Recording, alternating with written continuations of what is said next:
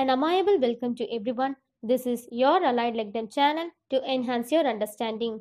Today's topic is about anesthesia instruments and equipments, part 13, oxygen delivery systems in non-intubated patients. Previous videos are available in our OTAT playlist. Do check it out for your better understanding. Non-invasive ventilation refers to the administration of ventilation support without using an invasive artificial airway. Classification of oxygen delivery systems in non-intubated patient. High flow, fixed performance oxygen delivery system.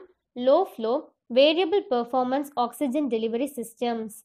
High flow delivery system. This device output is not affected by the changes in patient's tidal volume and respiratory rate, and therefore they deliver accurate oxygen concentration, more effective in treating hypoxemia.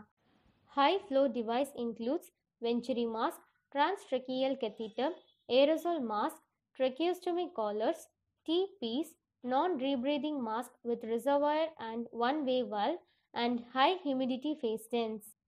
Venturi mask. Venturi mask, also known as air entrainment mask, is used to deliver a known oxygen concentration to patients on controlled oxygen therapy, considered as high flow oxygen therapy devices because Venturi masks are able to provide total inspiratory flow at a specific FiO2 to patients' therapy. Principle: jet mixing. Kits usually include multiple jets which are color coded in order to set the desired fraction of inspired oxygen. This is often used with air entrainment nebulizers to provide humidification and oxygen therapy. Venturi masks are available in different colors. Blue color delivers minimum, that is 24% oxygen. Green color delivers maximum, that is 60% oxygen.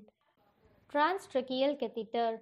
Flow rate 4 liters per minute, delivers 60 to 100% of oxygen. Advantages: more comfortable, concealed by clothings, less oxygen is needed to achieve 100% saturation. Disadvantages: requires frequent and regular cleaning and needs surgical intervention.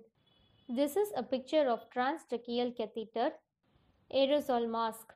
Flow rate 8 to 10 liters per minute. Advantage: good humidity and accurate fraction of inspired oxygen. Disadvantage: uncomfortable. This is the picture of aerosol mask. Tracheostomy collar. Flow rate 8 to 10 liters per minute. Advantage: good humidity, comfortable, fairly accurate fraction of inspired oxygen. Disadvantage: requires surgical intervention. This is a picture of tracheostomy collar. TPs. Flow rate 8 to 10 liters per minute. Advantage: good humidity, comfortable, fairly accurate fraction of inspired oxygen. Disadvantages: heavy with tubings. This is the picture of TPs. Phase tent. Flow rate 8 to 10 liters per minute. Advantage: good humidity, comfortable. Disadvantage: bulky and cumbersome. This is a picture of phase tent. Low flow oxygen delivery systems. These are variable performance devices, that is, their performance gets changed with the changes in patient's respiratory parameters. They are less accurate and less reliable in terms of oxygen delivery. Low flow oxygen device.